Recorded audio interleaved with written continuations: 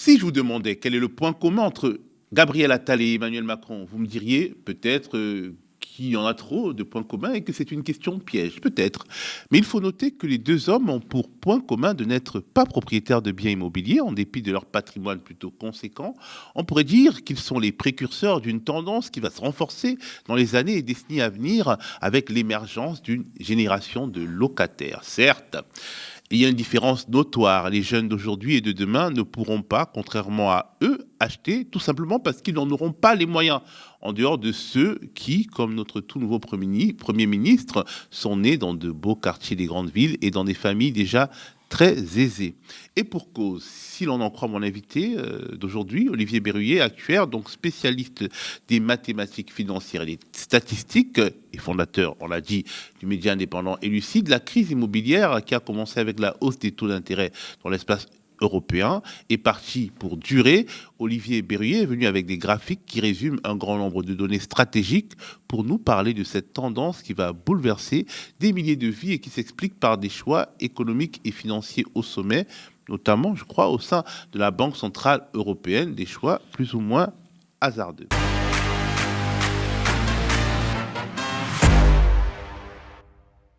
Salut Olivier. Bonjour.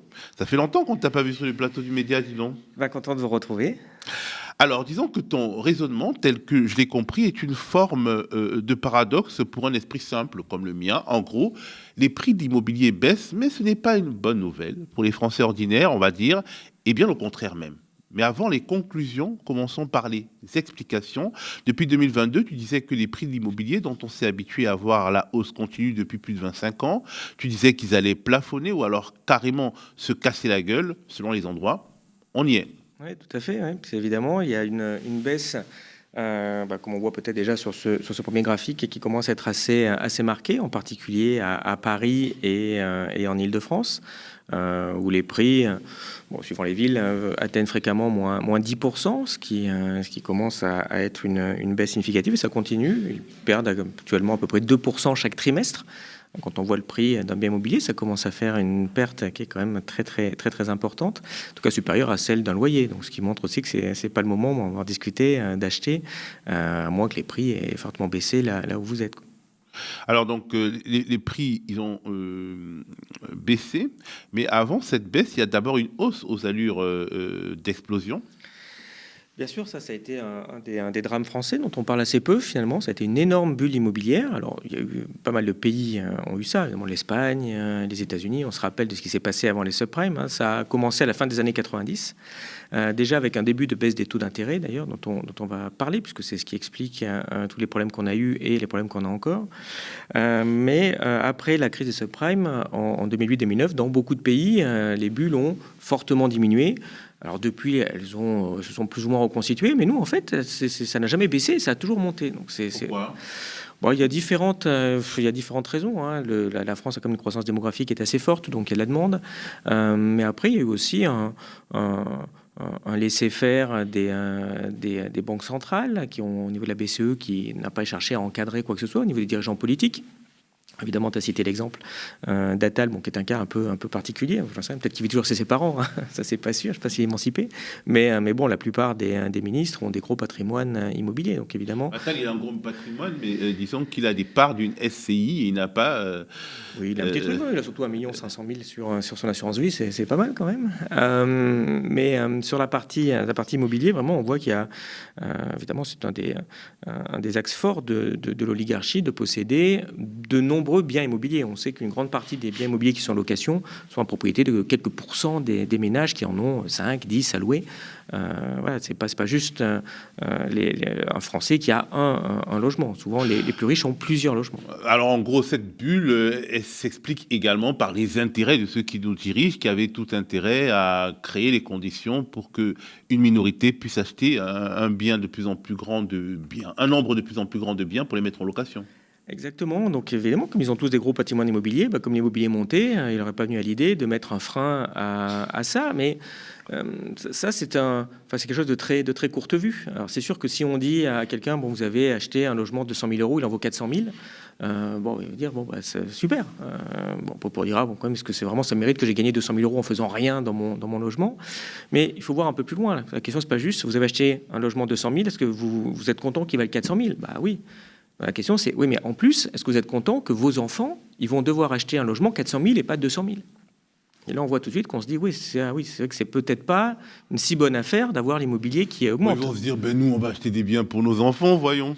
Oui, mais si le but, c'est de dire, on va se serrer la ceinture toute la vie pour épargner énormément, pour avoir un bien qui coûte très cher, pour qu'au jour du décès, c'est ça, qu'on va on ira de l'argent. Tu ne parles plus de ceux qui nous gouvernent, tu parles des Français ordinaires. Oui, d'accord, mais sur le raisonnement, il vaut aussi pour tous ceux qui nous gouvernent, parce que s'ils nous gouvernent, ils devraient penser aussi derrière aux Français ordinaires et faire en sorte que on puisse se loger décemment sans se ruiner pendant très longtemps. Alors, il y a eu cette bulle, donc les prix d'immobilier qui n'ont cessé de grimper. Paris en particulier, oui. Le marché immobilier qui n'a cessé de croître.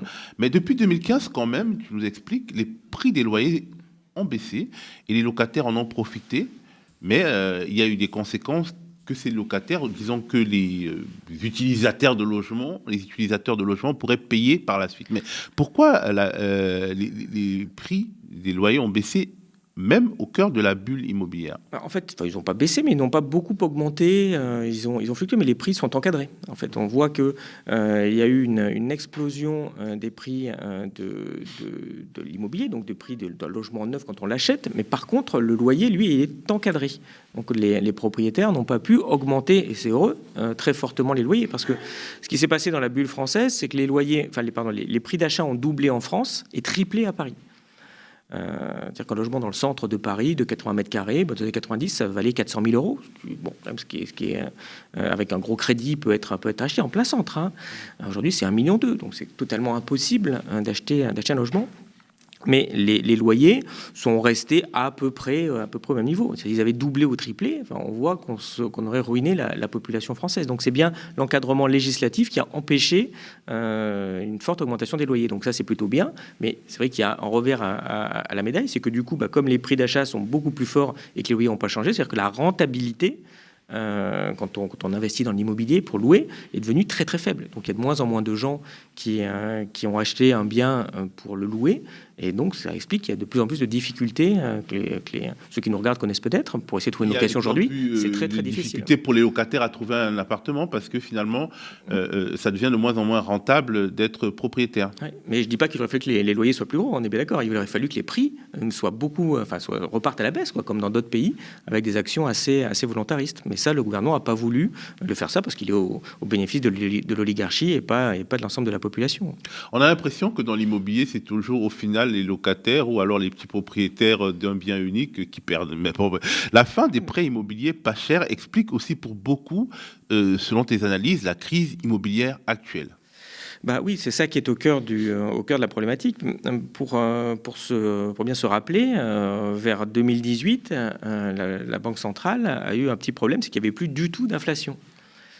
Était quasiment à zéro. Bon, un peu oublié, parce que de toute façon, dans ce cas-là, on n'était pas très fortement impacté, mais ça a été un problème pour la Banque centrale. Et la Banque centrale a dit, non, attendez, laissez-moi faire, vous allez voir, on va faire ce qu'il faut pour faire remonter l'inflation. Donc, ça a bien marché, un peu plus que ce qu'ils pensaient, à force de lancer la planche à billets, qui a été une des conséquences, pas la seule, évidemment, dans la crise inflationniste qu'on a. Et donc, quand est arrivé 2022, et donc une inflation très forte, ce qu'ils ont fait, c'est qu'ils ont remonté les taux d'intérêt, qui n'ont pas atteint des niveaux délirants, loin de là. Ils sont à 4% au niveau de la Banque centrale, mais ils étaient à 1% avant la crise. Donc on se dit, de 1 à 3%, est-ce que c'est vraiment très important ? Mais en fait, ça a un impact très fort, je vois des mathématiques, sur la capacité qu'on a à emprunter. Donc quand on passe les taux de 1% à 4,5-5 comme ils sont aujourd'hui, sur un prêt à 25 ans, c'est à peu près 35% du montant que vous pouvez emprunter qui disparaît. C'est-à-dire que si vous pouviez emprunter dans les 200 000 euros, eh bien, ce sera plus qu'à peu près 130, 140 suivant le prix. Donc on voit énorme, finalement. On n'a pas cette impression. Bien sûr, on n'a pas l'impression. On se dit, bon, à 4, oui, ça coûte un peu plus cher. Non, ça coûte beaucoup plus cher. C'est parce que, évidemment, c'est sur 25 ans. Donc, c'est chaque année, vous devez payer plus d'intérêts. C'est une mécanique aussi des prêts immobiliers. Et donc, ça veut dire que vous avez coupé clairement les jarrets aux emprunteurs. Donc, quand ils voient un bien à 300 000 euros, le banquier leur dit, non, je peux vous prêter que 200 000. Vous ne pouvez pas, avec vos revenus, emprunter plus que ça. Et comme il n'y a plus beaucoup de gens qui ont 100 000 euros de côté à mettre dans un logement, on voit déjà que tous ceux qui veulent acheter un logement pour la première fois et donc qui n'ont pas beaucoup d'argent de côté, en fait, ils ne peuvent plus acheter. Et les crédits qui ont été distribués par les banques, les montants qui sont donnés en crédit par les banques ont baissé de 60% au total depuis 2 ans. 60% de moins. C'est gigantesque. C'est gigantesque, d'accord. Donc ça veut dire qu'il n'y a plus beaucoup d'argent. C'est pas une crise, c'est une super crise de l'immobilier. Oui, c'est une super crise qui est en train de se développer. Alors après, ce qui s'est passé, c'est que du coup, évidemment, les emprunteurs, il n'y a plus assez d'argent disponible pour acheter des biens immobiliers au prix où il est. Et donc les prix ont commencé à baisser. Alors, ils ont baissé que de 10%, je dis, jusqu'à présent. Il ne faut pas oublier qu'il y a plus de 10% d'inflation depuis. Autrement dit, en fait, c'est 20% de moins de valeur des biens immobiliers. Et on voit qu'il va sans doute y avoir encore une baisse d'une dizaine de pourcents en 2024.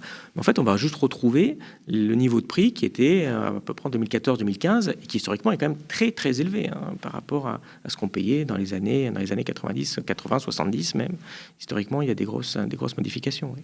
Alors, est-ce qu'on peut dire que la Banque Centrale Européenne, que tu aimes bien critiquer, Olivier, avec des arguments solides, j'en conviens, est-ce qu'on va dire qu'elle s'est piégée elle-même, ou bien elle savait ce qu'elle faisait avec les politiques successives qui nous amènent à cette super crise de l'immobilier ?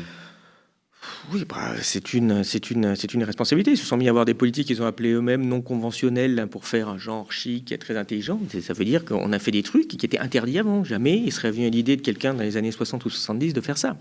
Donc ils ont mis des taux à 0% en disant ça va aider l'économie, machin. Bon, au final, il y a eu quoi, 1 ou 2% de croissance, quoi. C'est quand même une croissance très très faible. Et au total, quand ils ont fait ça, parce que j'ai dit tout à l'heure, ils avaient commencé à mettre cette politique en 2018, l'immobilier va monter de 30%. Ça, c'est pas trop vu, mais pendant le Covid, 2020, 2021, les prix ont pris, depuis 2015, à peu près 30-35% de hausse. C'est quand même délirant ce que ça coûte, ce que ça a comme impact sur l'ensemble des Français pour, au final, je répète, avoir 1 ou 2 points de croissance de plus, peut-être. Donc, ça a été une politique à très courte vue. Mais de toute façon, ça, c'est ce que fait la BCE depuis très longtemps. Elle est confrontée à d'énormes problèmes. Évidemment, l'histoire d'euro, ça marche pas bien. Ça crée plein de difficultés. Donc, ils sont sans arrêt en train d'essayer de mettre des sparadraps. Au niveau de la Banque centrale, c'était de mettre des taux à zéro. Ça a été de créer de l'argent avec la Banque centrale. Au niveau du gouvernement, c'est d'essayer de faire des déficits de plus en plus importants. Et au final, on voit que ces politiques, bien évidemment, à court terme, elles ont l'air d'avoir quelques effets, mais à moyen terme, elles créent de nouveaux problèmes. Donc ceux qui ont acheté les appartements en 2021, 30% plus cher, ils risquent de ne pas faire une très très belle affaire à la revente dans 3, 4, 5 ans, quand il va falloir qu'ils achètent peut-être un peu plus grand. Alors pour toi, la propagande immobilière dans le style « et s'il était temps d'acheter, il est temps d'acheter maintenant », elle est complètement fallacieuse en 2024.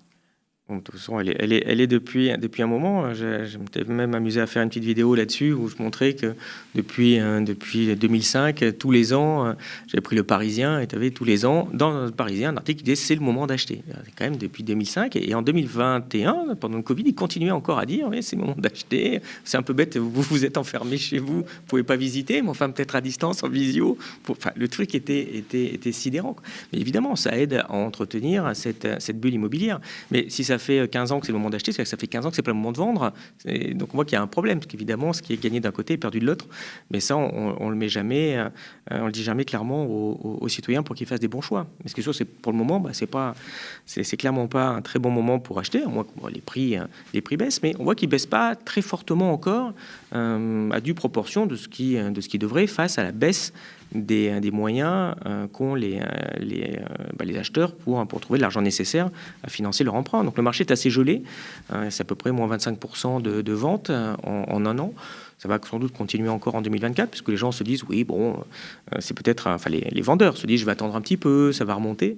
Mais voilà, il y a plein de signes, je ne suis pas Madame Irma, hein, mais il y a plein de signes qui montrent que ça ne remontera pas. Enfin, en tout cas, à moins qu'ils aient la très mauvaise idée de remettre encore des taux d'intérêt à 0%, mais ça ne va pas arriver, à mon avis, jamais, et sûrement pas dans les 2, 3, 4 ans qui viennent. On en reparlera finalement de tout ce que cela présage à moyen et long terme, mais un certain nombre de banquiers, pour revenir à la question de la propagande immobilière, un certain nombre de banquiers disent, au fond, vous pouvez acheter maintenant, même si vous achetez à 4-5%, parce que quand les taux baisseront, vous pourrez faire un rachat de crédit. Oui, bien sûr. Alors déjà, il faut qu'ils baissent les taux. Moi, je suis pas Madame Irma sur les prix de l'immobilier, mais là, sur le niveau d'inflation dans 3-4 ans, pour peu qu'ils nous déclenchent un conflit avec la Chine aussi, ça peut être assez rigolo. Mais oui, c'est pas forcément un mauvais conseil, mais la question, c'est aussi quel est le prix de ce que vous achetez. Et là, comme actuellement, je répète, ça baisse de 2% par trimestre. Pourquoi voulez-vous vous précipiter pour acheter, sachant qu'en plus, normalement, en 2024, il y a des chances que les taux commencent légèrement à baisser. Mais il ne va pas y avoir de miracle non plus. Les taux ne vont pas repasser évidemment à 1%, pas même à 2 ou 3, sûrement pas en 2024. Donc on voit que ce n'est pas demain la veille qu'il y aura de nouveau des moyens pour alimenter la bulle immobilière, sachant qu'il y a aussi plein d'autres facteurs qui poussent à ne pas maintenir les prix au niveau actuel. Le premier, c'est qu'il faut bien voir qu'il y a beaucoup de gens... Alors, je ne parle pas de ceux qui ont acheté un appartement pour la première fois, mais ceux qui ont revendu leur appartement pour acheter un nouvel appartement, généralement plus grand, quand la famille s'agrandit, souvent ils ont fait une plus-value sur leur appartement précédent. Parce que ceux qui ont acheté en 2005, quand ils ont vendu en 2015, les prix avaient monté, donc ils ont gagné de l'argent. Et cet argent, finalement, ça leur a permis d'acheter plus cher leur appartement en 2015. Donc, autrement dit, c'est comme un mécanisme de Ponzi où on bénéficie en partie de la hausse des prix passés qui a permis de financer, en plus du crédit immobilier, par un apport personnel, par le bénéfice qu'on a eu, le nouvel appartement. Mais ça marche quand les prix montent. Mais au bout d'un moment, les prix, quand on arrive à Paris à 10 000 euros le mètre carré, basta, ça ne va pas valoir non plus 20 000 euros le mètre carré à Paris. Et donc on voit que dans les 2 ans, les 5 ans, les 10 ans qui viennent, il n'y a plus beaucoup de personnes qui vont faire des gros gains à la revente. Donc autrement dit, il n'y aura plus cet argent-là qui, en plus du crédit immobilier, permettait d'acheter. On voit que c'est une raison supplémentaire qui fait que il va y avoir des pressions à la baisse sur les prix. Le deuxième gros poste, c'est qu'il va y avoir de plus en plus de vieillissement de la population. Donc, quand on regarde les courbes démographiques, il va y avoir de plus en plus de décès, historiquement, parce que c'est les générations du baby-boom qui vont arriver, hélas, au terme de leur existence. Et donc, ça veut dire qu'il va y avoir de plus en plus de successions, donc de plus en plus de reventes de logements, donc de plus en plus de vendeurs et de moins en moins d'acheteurs. Donc, ça veut dire qu'effectivement, il y a des chances que les prix continuent à baisser encore un petit moment, et puis qu'après, ils se stabilisent, mais ils se stabiliseront quand même à un niveau qui reste très élevé. Si on était au niveau des années 90, par rapport au prix actuel, il y aurait moins 40 à moins 50% sur le prix de l'immobilier. Donc on voit que c'est encore colossal. Et c'est de l'argent qui est forcé à être mis de côté, qui est forcé à être épargné, au lieu d'être consommé, et donc d'alimenter la machine économique. Alors je voudrais qu'on revienne pour finir et pour vraiment développer au paradoxe évoqué au début. Les prix baissent, mais les classes populaires et moyennes, et surtout les jeunes des classes populaires et moyennes, on est très loin de Gabriel Attal, ne peuvent toujours pas acheter. Pourquoi et jusqu'à quand, Olivier ? Ça, c'est compliqué parce qu'il n'y a pas il y a assez peu d'aide pour les ménages en difficulté pour acheter. Il n'y a pas de volonté politique d'aider plus que ça les ménages moyens à acheter. Ils sont plus en train d'essayer de réfléchir encore comment je vais pouvoir faire un truc pour défiscaliser ce que je remets encore en mécanisme, parce que ça fait quand même maintenant des décennies que le contribuable finance. Ça veut dire que le marché des aides immobilières est surtout pointé, sert surtout à ceux qui ont déjà. Oui, bien sûr. Oui, c'est ceux qui ont déjà des gros revenus, et en particulier ceux qui ont des revenus colossaux. Et donc, on se retrouve avec des gens qui ont 10, 15, 20 logements. Et donc, ça, en gros, tout notre système d'incitation aide les multipropriétaires à grossir. Oui, en tout cas, c'est ce qui se passe depuis les aides au logement de Chirac en 95, quand il avait commencé à mettre en place ce mécanisme où le contribuable a aidé effectivement les plus riches à augmenter leur patrimoine. Alors, évidemment, ça a servi à des gens, des classes moyennes, certes, parfois à acheter un bien, mais ça a surtout servi à ceux qui ont des millions d'euros pour les placer. Ouais. Parce que, quelque part, tu nous dis, quand les prix augmentent, oulala, c'est trop cher pour les classes moyennes et les classes populaires. Quand les prix baissent, Oh là là, c'est toujours pas une bonne nouvelle pour les classes moyennes et prix. Bah si, c'est quand même une bonne nouvelle. Ça permet quand même d'arriver à des niveaux où on va pouvoir acheter. Enfin, en tout cas, moi, ce que j'ai tendance à dire, c'est qu'il faudrait vraiment qu'il y ait des actions des banques centrales et des pouvoirs publics pour essayer de dire, bon, si on peut faire baisser les prix de l'immobilier de 30 ou 40%, ce serait quand même extrêmement positif. On reviendrait juste au niveau des 30 glorieuses, des années 70, des années 80, des années 90. Mais tu dis que dans le cadre actuel, ce ne sera pas possible et ça demeurera cher. Ça risque de demeurer cher puisque les acheteurs continuent, malgré les difficultés, à vouloir acheter cher. C'est-à-dire, à ce moment, il devrait y avoir des négociations de moins 30% par rapport aux baisses qu'on observe. Et on voit que les vendeurs ne veulent pas baisser les prix à ce niveau, donc le marché se gèle. C'est-à-dire que les vendeurs, maintenant, ils attendent 6 mois, 1 an pour vendre leur logement, un peu moins cher que ce qu'ils voulaient. Mais il n'y a pas eu encore de baisse très forte. Après, c'est une histoire d'offre et de demande. C'est-à-dire, si on continue à faire croire aux gens qu'on va connaître dans le futur des hausses encore de 20-30% d'immobilier, qu'il faut investir tout de suite. Ah bah oui, maintenant, comme tu disais tout à l'heure, le banquier, même à 5%, c'est pas grave, c'est le bon moment pour acheter, parce qu'ils ont tous payé aux commissions. Donc effectivement, plus d'achat, plus de commissions. Donc ces gens-là crèvent de faim, quoi. Donc après, ils poussent les gens à parfois agir contre leur intérêt. Et parfois, il vaut mieux attendre 1 an ou 2 pour acheter moins cher et sans doute à des taux aussi moins chers dans le futur. Tu dis la crise immobilière va durer, elle est partie pour s'installer. En gros, est-ce que c'est le spectre d'une génération de locataires, finalement locataires de son appartement et même locataires de sa voiture, locataires d'à peu près tout? Est-ce que c'est une génération de locataires qui est en train d'émerger et d'arriver dans la vie active? Et est-ce que c'est grave au fond d'être une génération de locataires, si c'est le cas? Si je te dis, quels sont les pays de locataires? C'est quoi les pays où il y a beaucoup de locataires? Les pays pauvres. Non, c'est le contraire. Les pays riches? Oui, c'est la Suisse, c'est l'Allemagne qui ont beaucoup de locataires. L'Albanie, la Roumanie, ils ont d'énormes proportions de propriétaires. Après, tout dépend du niveau des loyers, tout dépend du niveau des revenus. Parfois, si tu arrives à avoir des loyers pas très chers, peut-être mieux être locataire et garder une capacité d'épargne tous les mois, et cette épargne, tu peux l'investir ou la placer sur d'autres produits, le mettre de côté, le mettre sur un livret.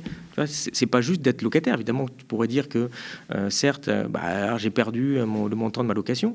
Enfin, quand tu achètes déjà, tu perds une énorme partie en taux d'intérêt. Et si en plus, ce que tu as acheté, ça perd 30% quand tu le revends 10 ans après, parce que c'est vrai qu'on se dit... On n'a pas ce réflexe-là, parce que depuis les années 90, ça monte tout le temps. Mais il y a plein de pays où c'est monté, ça a baissé, ça fait vraiment de l'accordéon.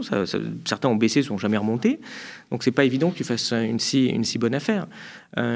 Entre avoir un loyer à 500 € par mois et puis mettre 500 € par mois de côté, et puis emprunter et devoir rembourser 1200, 1300 € par mois pendant 25 ans, tu n'as pas non plus la même qualité de vie. Il faut aussi faire attention. Donc, quand on peut, à long terme, effectivement, c'est plutôt bien. Tout le monde est content d'avoir son logement. Financièrement, c'est pas toujours un drame de rester locataire un peu plus longtemps. Si je répète, si les loyers sont pas très faibles, sinon pour le coup, oui, tu te retrouves ruiné sans rien du tout. L'idée, c'est d'avoir des loyers qui sont assez faibles pour permettre de se constituer comme un patrimoine. Mais c'est pas la réalité d'aujourd'hui, ce dont tu nous parles. C'est pas la réalité. Enfin, c'est pas la réalité d'aujourd'hui. Aujourd'hui, les loyers sont élevés. Bien sûr. Et c'est difficile de louer, c'est difficile d'acheter.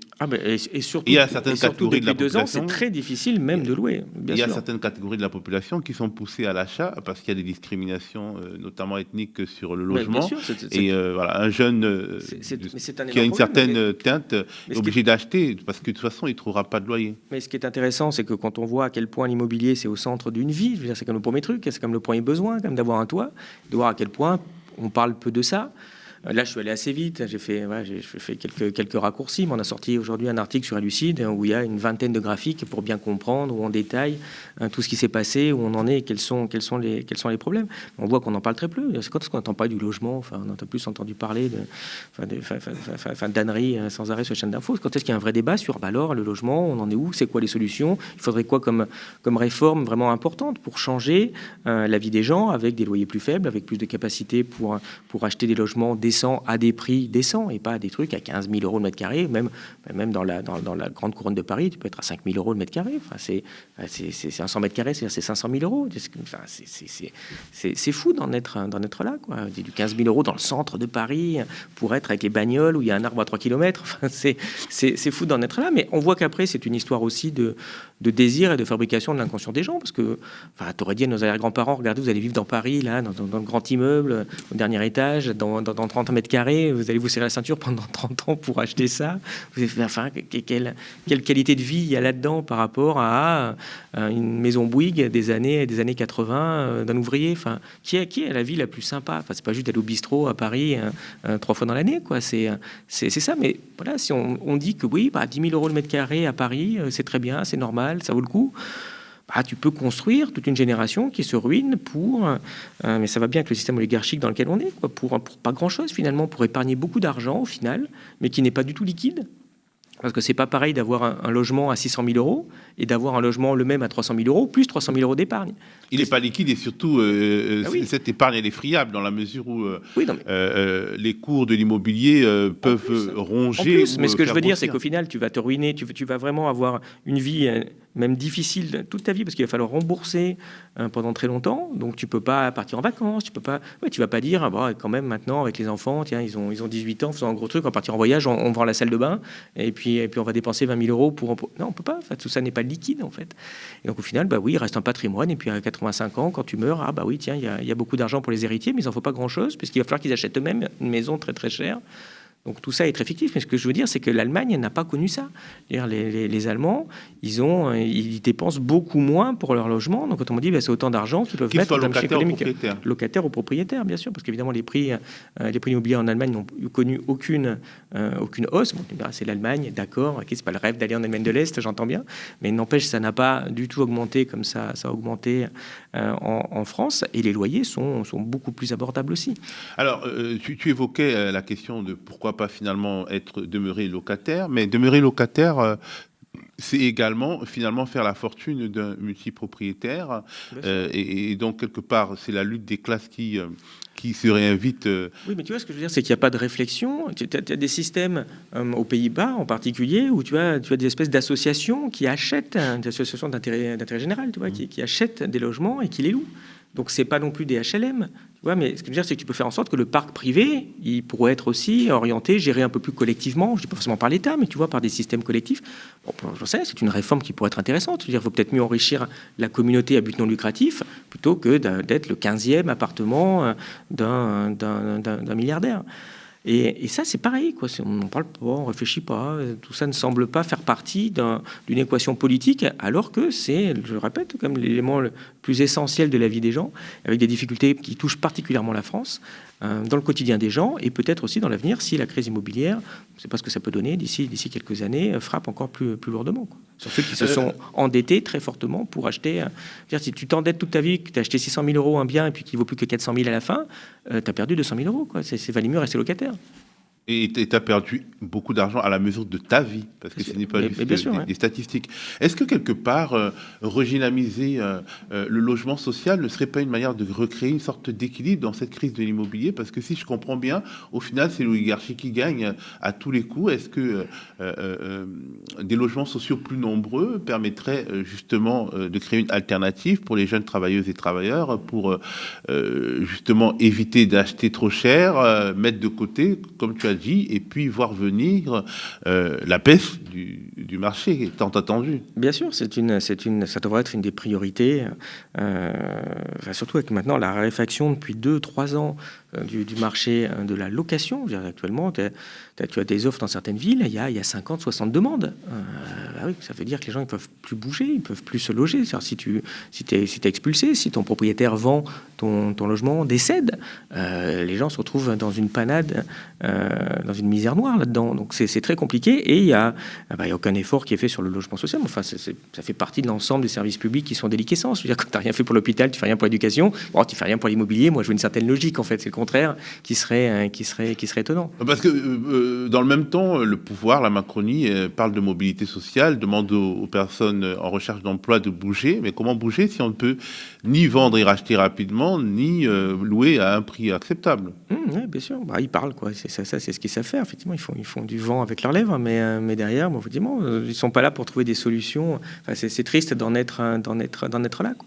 Donc oui, effectivement, c'est pareil. On te dit va trouver un autre logement, va bouger, mais c'est pas possible de trouver une location. Donc comment on fait pour aller travailler à 30 km maintenant qu'en plus bientôt l'essence retourne à 2 € le litre? Ouais, c'est compliqué. Que les services publics de transport sont aussi complètement congestionnés.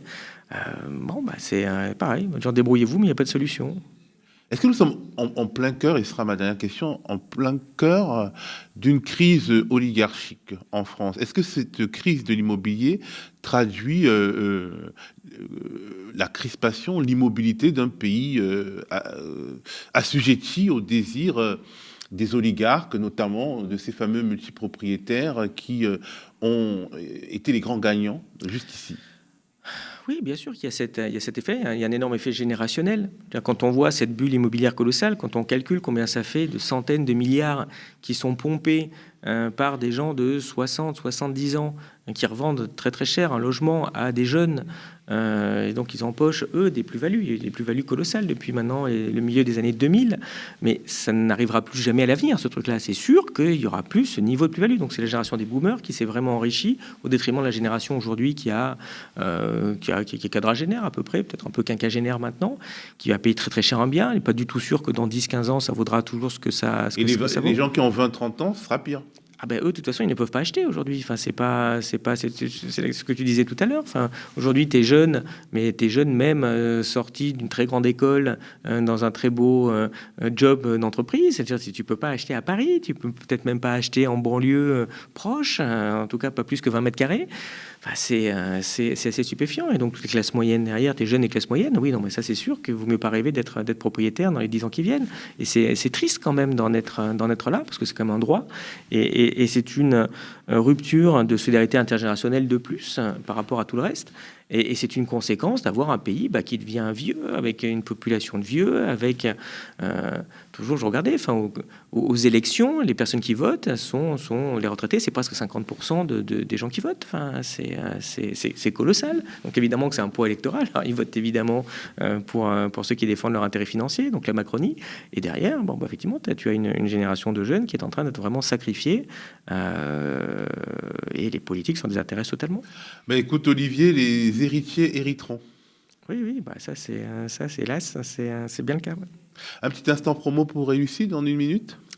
Oui, donc sur Elucide, écoute, ça se développe bien puisqu'on a 2 ans, donc on continue à faire régulièrement toutes nos analyses économiques en particulier. L'idée, c'est de pouvoir donner aux gens des outils pour comprendre et le monde dans lequel on est aujourd'hui et surtout le monde compliqué dans lequel on va.